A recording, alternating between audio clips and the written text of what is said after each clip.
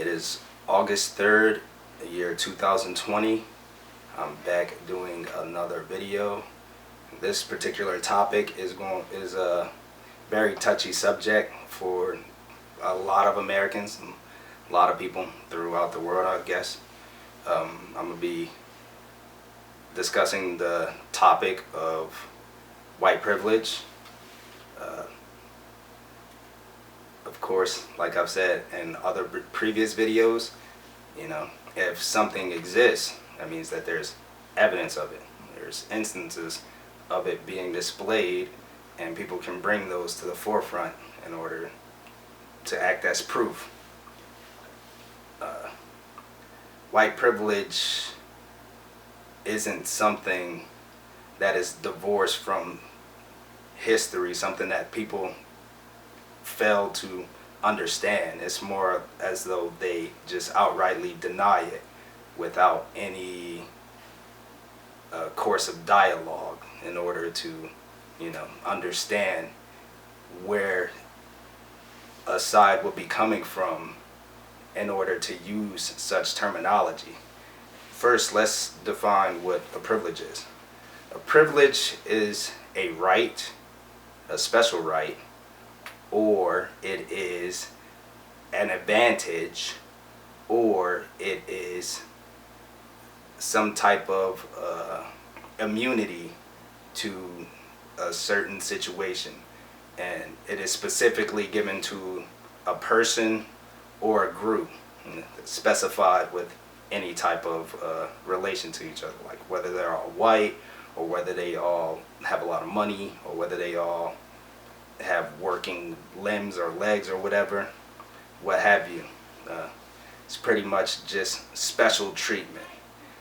And that is the main reason why most whites in America, or I should say some whites, I don't know exactly how many based on percentage, but that is why some whites outrightly deny it. They don't want to believe that they have some type of special treatment, even though the entire reasoning for this nation was built on special privileges for select groups. That was the point of it. So let's start from there then. The foundations of this United States of America was pretty much started within the colonization of this land that we refer to as America.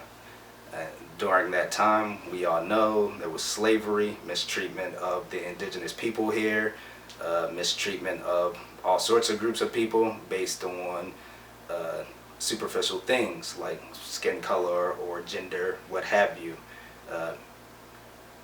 Almost everybody went through some form of discrimination.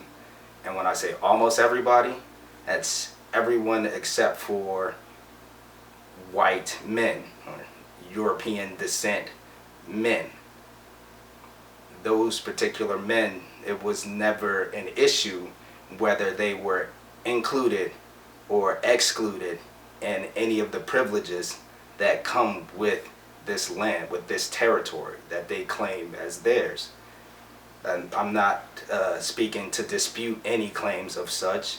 I'm speaking to bring into light what an actual privilege is and what it would look like in this type of situation. And the immunity to not be faced with discrimination would be seen as a privilege.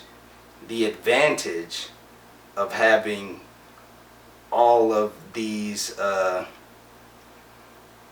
newfound ventures, that a new land, new opportunities come with, can also be seen as a privilege. The fact that the rights of this group of people were innate, meaning nobody ever disputed them, nobody ever challenged them. Those rights were understood by anyone. You look at a person, oh, of course they have the right to vote. Of course they have the right to own property. Of course they have the right to pursue business ventures with anyone that they deem worthy or fit to do so.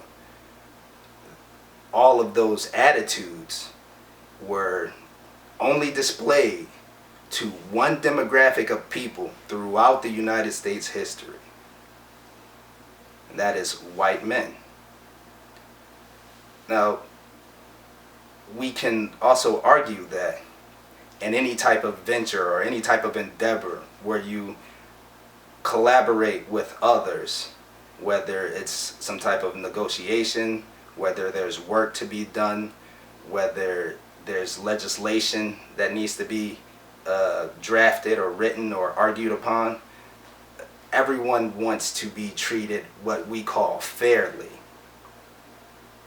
And in a sense, all of those people would argue that, oh, there's no such thing as truly being fair. But that's what we all want in those endeavors. We all want to be treated fairly. Nobody wants the short end of the stick, so to speak.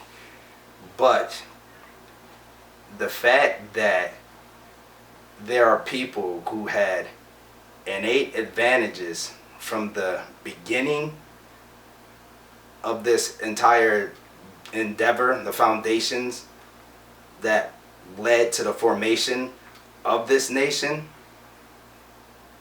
shows that there's an inequality there. That inequality is also an advantage. It is also a special right that was given to a select group of people. It is also an immunity from not having to suffer from going without those advantages, especially in a world that we create to be competitive. Like in any business venture and any laboring venture and any type of endeavor you could think about that could lead to prosperous results here in the United States, there's always some type of competition. And to have the advantage of a privilege that was denied to groups of people for generations and generations beforehand gives you an extremely advantageous head start. That is also a privilege. Now, you can say, sure, we all know that racism was terrible, slavery was terrible, all of these things that, came about as a result of such are equally terrible, but that was history. Now we are living in a time where people have more equality than they actually realize. But, as I stated before, that does not erase the century upon century upon century gap that was put in place. It was put there before black people or other minorities were given the same privileges or rights or immunities that their white counterparts were given from the beginning. You could argue that things are more fair now, but that gap leads to a lot of institutions that are geared towards a certain demographic because of legislation that was put in place before that gap was even attempted to be rectified. That is what we call, those institutions are based on what we call the United States law. Like, the laws were put in place by congressmen or officials, what have you, who were voted on by those people who were allowed to vote. And the only people who were allowed to vote were white men. So, if you're voting And the whole point of voting is to put in some type of official who is going to make legislation and argue legislation that will benefit you as a person.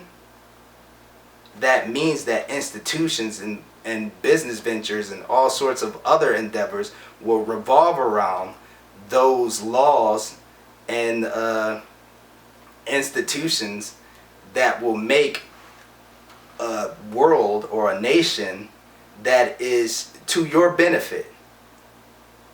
Now, you can argue that those institutions are to the benefit of all people, but to give a particular demographic the reins to choose what they believe is beneficial to other groups, and instead of gaining some type of knowledge or some type of consensus from those other particular groups to speak on their own behalf, or to put in officials who will speak on their behalf, wouldn't that be a form of privilege as well? Not only do you have special rights that other people have, not only do you have immunities and advantages that other people have, now you get to create a system that you get to choose whether it's fair for everyone or not without their consent. That sounds very systematic to me. Now, you can think of today, in today's terms, if we just leave it exactly as it is without considering historical context. How would white privilege manifest? I mentioned in a previous video about how two particular demographics get a different narrative than their white counterparts. And I used the meme black on black crime in order to explain such a narrative. As I said in that previous video, when heinously violent incidents happen involving a white assailant and they do harm to white victims, it's just crime. It's just a tragedy. It isn't given some type of special title or moniker in order to spin public interest into disliking people who are of a fair-skinned persuasion. Nobody says white on white crime. I'm pretty sure you have some personal instances of somebody mentioning something like that or sounding as though they're saying that particular phrase, but it is not mentioned in any type of mainstream media outlet. It's simply not a thing. So the fact that they're immune to having to take responsibility for the criminal element within the population that are white people is an immunity that is not extended to all peoples throughout the United States. So therefore, given that argument, that in and of itself proves privilege based on the skin color of being white. It doesn't have to fit all three criteria in order to be a privilege. You just need one. And the fact that they have an immunity that is granted by institutions that they put in place since the conception of this nation, wouldn't that show a privilege based on white skin throughout the history of the United States all the way up to the present? It does. So I'm not telling you or anyone that you need to fight against white privilege. I'm simply speaking on terms that, yes, it does exist, and denying it does not rebuke any argument that is put forth to prove it. Like I said in a previous video, if people's personal accounts does not corroborate with what you believe that the data shows, that is the time to investigate. It's not the time to shut down dialogue and shut down talks. That just shows your lack of interest in other people's affairs, what they believe is an issue for them. And if you truly wanted people to quote unquote clean up their act, you would help them alleviate barriers or obstacles that shouldn't have been there in the first place. Like, you can see all throughout arguments on the internet or on the media how people try to tell blacks that they have no business complaining and looking outward for solutions to their problem. But if there's some type of obstacle, some type of barrier preventing me from progressing as an individual, or as an individual that belongs to a group or a culture that these particular things happen to, wouldn't it be more irresponsible to just close my eyes to it, to let it go unchallenged? I believe so, because it is within my power to bring up these problems, these barriers, obstacles, and try to work in a collaborative efforts with others in order to alleviate or eliminate such problems. That is within the scope of my abilities. So why would I shut down one of my abilities to appease people who have no interest in seeing me do well and seeing me become my own definition of success?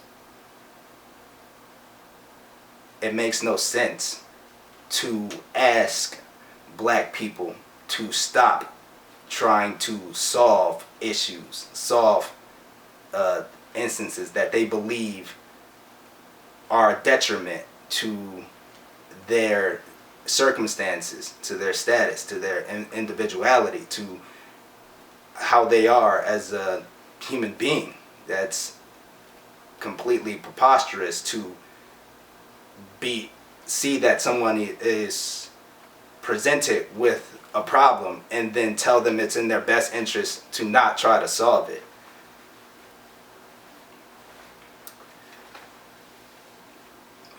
And you could still be holding on begrudgingly to doubts of whether white privilege exists or not. But as I stated earlier in this video, there's evidence of occurrences of it being displayed and existing that are done in some forms of white culture. There are white groups who espouse desire in order to keep white people of a certain status within the United States. And they have a, I guess, some terminology in order to explain what their mission as a group is.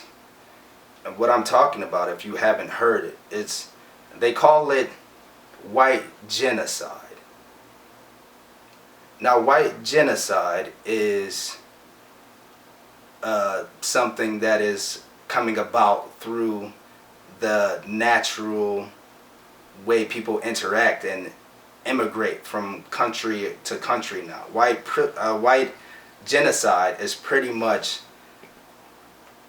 the white race is diminishing in volume related to its percentage, how much of America or any other country that is mostly dominated by white people, it's pretty much their pool in the population is decreasing, And eventually, if these trends continue, they will no longer be the majority in this nation of the United States.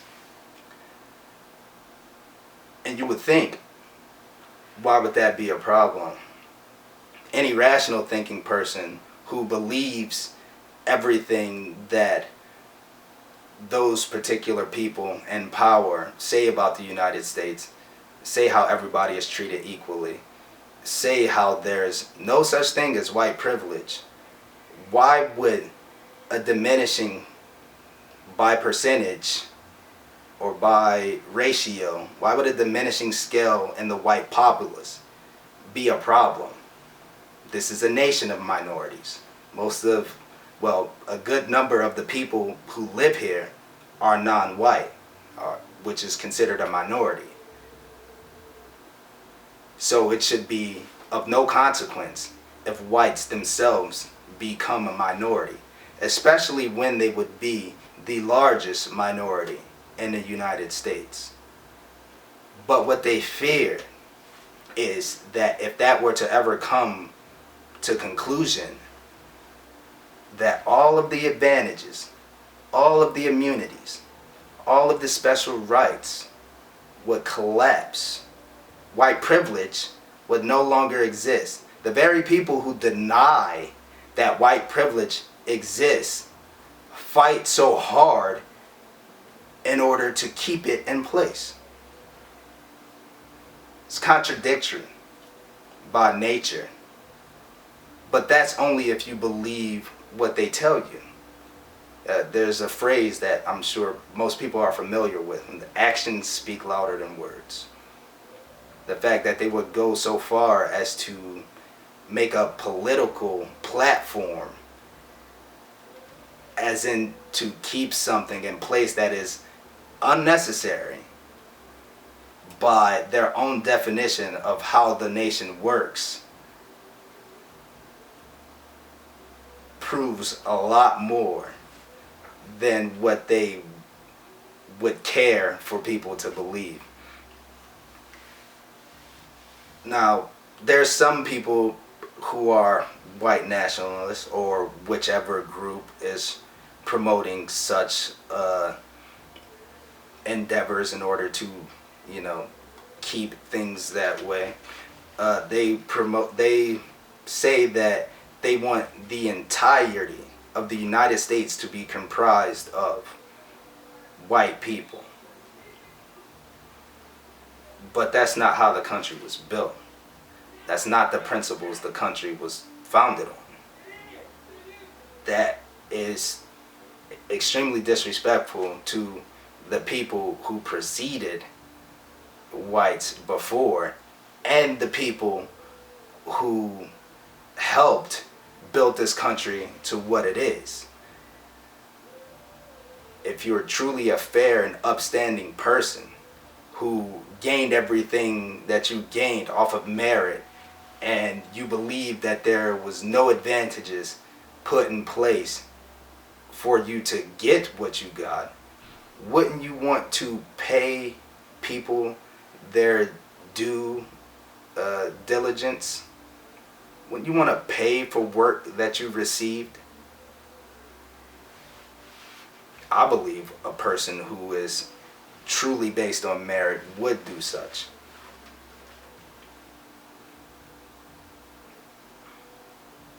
Now, the reason why white privilege was put into place isn't as obvious as some people may want to admit. You would just think outrightly it's about racism. They just feel as though that they are superior to other races, and they don't want to treat people with the same respect as they do their own. That's how some people view it, so I can't outrightly deny that that's part of the reason. But a big argument against white privilege is the fact that there are some white people who exist in this country who do have a hard life, who do have to go through obstacles, and they don't have as many immunities, and they don't have as many advantages as some other people. And those people assume that because there's somebody of a different race besides white that came to a state of life that they themselves believe is successful. It fits their definition of success, rich or famous, what have you. Or not even rich, just somewhat well off, able to send their children to college or whatnot. They therefore use that as argument to say, if this person has a quote unquote better life than me, how am I privileged? The privilege has nothing to do with material wealth or anything of that nature. It is just the treatment all around of that particular person dependent on their skill, on their skin color. That being said, white privilege was maintained and put into place in order to cause a division within the lower poverty levels of the United States. It was in order to keep people who do struggle in spite of being white, and black people who just were built to struggle innately by the systems that this nation was built upon, from collaborating with one another. Because when you have two unhappy groups pretty much in such close quarters with each other, and they have similar grievances, they tend to collaborate. And the people who were having a lot of issues and a lot of problems with the institutions in this nation outweighed the people who benefited the most from it. So in order to keep them at odds with each other, they induced special privileges that were based on skin color. So no matter how poor you got, you would never be black. You would never be treated in a discriminatory fashion because of the color of your skin. The amount of wealth you had, maybe you were discriminated about that. But in America, the land of opportunity, there was always some type of endeavor you could engage in to possibly increase your wealth. And even if there wasn't, the illusion of it was always there. So white privilege was simply put in place to divide the most impoverished groups of people. Very poor whites and black people. And I hope that this video was informative for you. If you disagree, of course you're allowed to. I don't have any governance over anyone's opinions or their feelings.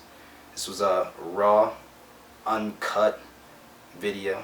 If you find any type of editing done digitally, please do not misconstrue that as my contextual intent. Thank you for your time.